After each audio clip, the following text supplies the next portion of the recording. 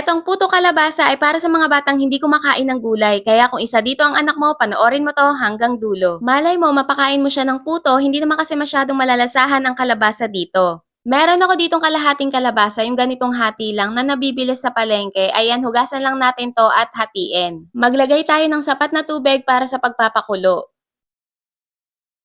Lutuin lang natin to until lumambot ang kalabasa. After ilang minutes, check natin kung luto na. Ayan, luto na. I-drain na natin ang tubig. Eto na yung kalabasa, durugin lang natin to or i-mash. Pwede din kayong gumamit ng tinidor. After natin i-mash, itabi muna natin to. Pagsamahin naman natin ang all-purpose flour, powdered milk, baking powder, sugar, at salt, and then i-mix natin ng mabuti. Ilagay na rin natin ang egg, oil, vanilla essence, at yung dinurog nating kalabasa kanina.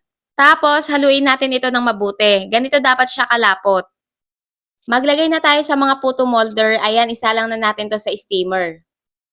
Make sure na pakulo nyo muna ang tubig sa steamer bago kayo magsalang ng puto kalabasa at steam natin to ng 13 minutes sa medium heat. After 13 minutes, check natin kung luto na. Kapag walang sumamang liquid, it means luto na yan. Pwede na tong hanguin. At eto na ang ating finished product. I-try nyo to mga kakusina. Masarap siya, promise.